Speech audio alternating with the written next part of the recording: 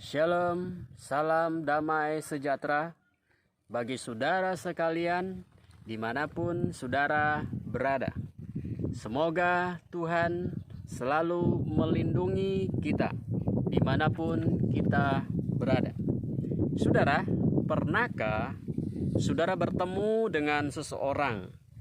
Kalau dia berbicara, banyak sekali kata-kata yang keluar dari mulutnya bernada negatif, mencela, menyatakan kekesalan, kebencian, apalagi kalau membicarakan sesuatu yang berkaitan dengan masa lalu orang tersebut yang menyakitkan. Saya yakin kita semua pernah bertemu dengan orang yang demikian, dan menurut saya orang yang demikian ada masalah dengan hatinya. Nah saudara, hari ini saya mengajak kita merenungkan satu ayat yang terdapat di dalam Amsal pasal yang keempat ayat 23. Ayat ini berbunyi demikian: jagalah hatimu dengan segala kewaspadaan, karena dari situlah terpancar kehidupan. Jagalah hatimu dengan segala kewaspadaan, karena dari situlah terpancar kehidupan. Saudara, mengapa penulis kitab Amsal menasihatkan kita untuk menjaga hati? Apa itu hati sehingga ia begitu penting dan harus dijaga? Nah saudara, hati adalah pusat intelektual. Hati adalah pusat intelektual. Ada banyak ayat yang berbicara hati dari aspek ini. Orang hanya bisa sadar kalau hatinya dijamah oleh Tuhan.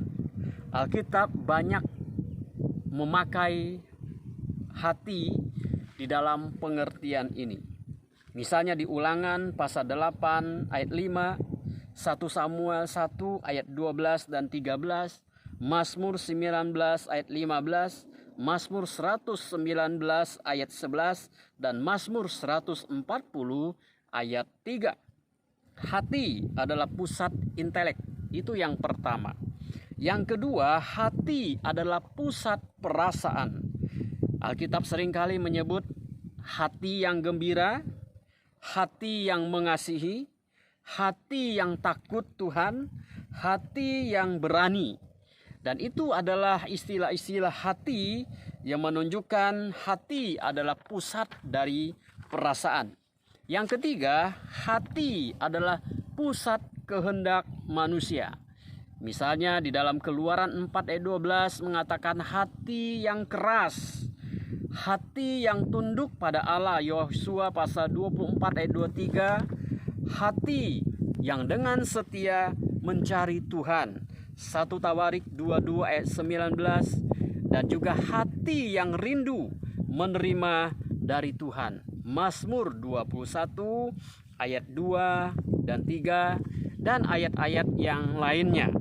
Karena hati begitu penting peranannya dalam hidup saudara dan saya, dalam hidup kita sebagai manusia, maka Tuhan memerintahkan kita untuk menjaga hati. Lalu kita bertanya, mengapa kita harus menjaga hati?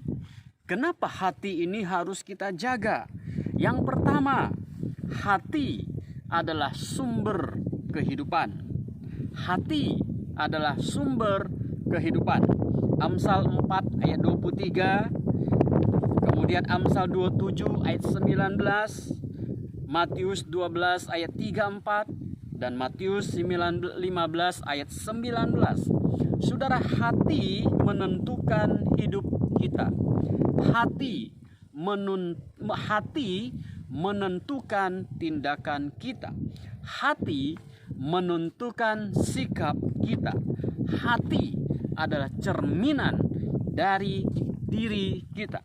Amsal 27 ayat 19 berkata, seperti air mencerminkan wajah, Demikianlah hati manusia mencerminkan manusia itu.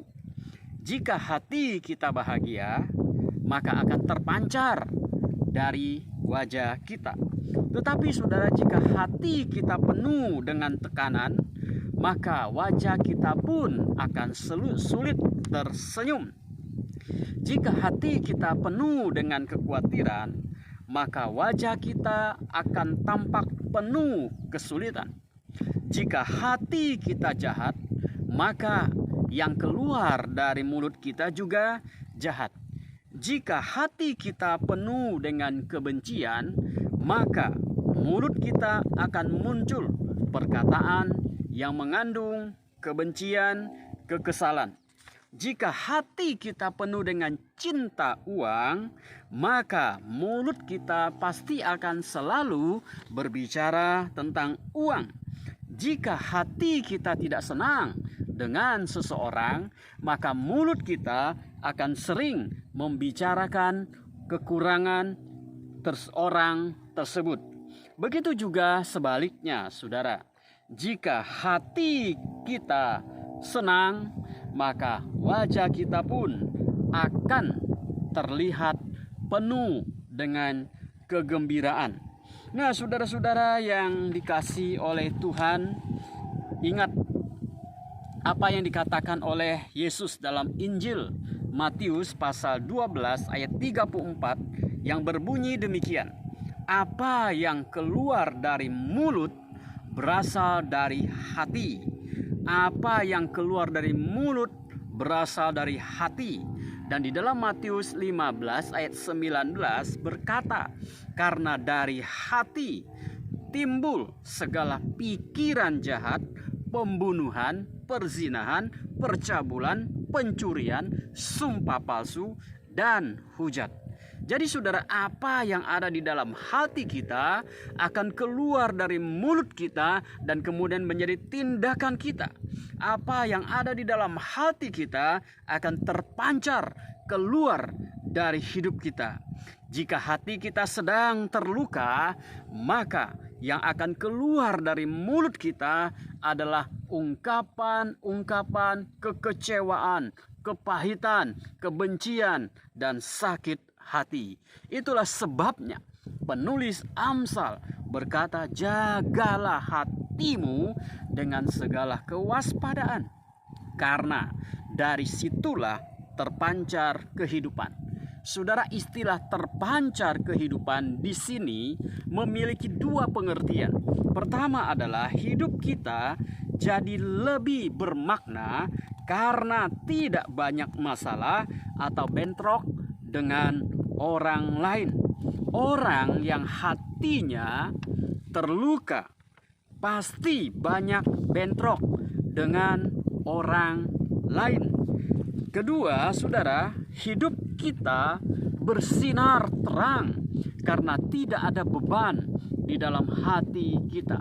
Orang yang hatinya terluka, yang hatinya kecewa dan sakit hati, akan banyak beban di dalam hatinya, sehingga hidupnya sulit untuk bersinar. Jadi hatimu menentukan kehidupanmu. Saudara sekalian yang dikasihi Tuhan, itulah alasan yang pertama mengapa kita harus menjaga hati. Yang kedua, hanya orang suci hatinya yang bisa melihat Tuhan. Matius pasal 5 ayat 8 berkata, berbahagialah orang yang suci hatinya, karena mereka akan melihat Tuhan. Mazmur 24 ayat 3-4 berbunyi, siapakah yang boleh naik ke atas gunung Tuhan? Siapakah yang boleh berdiri di tempatnya yang kudus? Orang yang bersih tangannya dan murni hatinya, dan yang tidak menyerahkan dirinya kepada penipuan, dan yang tidak bersumpah palsu. Apa artinya saudara melihat Tuhan? Di dalam Matius pasal 5 ayat 8, melihat Tuhan bukan berarti kita melihat Tuhan secara kasat mata, tetapi memiliki pengertian bahwa orang yang melihat Tuhan artinya adalah mengenal, mengalami, dan memahami isi hati Tuhan. Hanya orang yang suci hatinya, yang hidupnya akan mengenal dan mengalami Tuhan. Itulah sebabnya pentingnya kita menjaga hati kita dari segala kenajisan, dari segala hal yang tidak berkenan kepada Tuhan yang Maha Suci. Soren Kierkegaard, seorang pemikir, pernah berkata, menjadi suci berarti berserah kepada Kristus tanpa kompromi.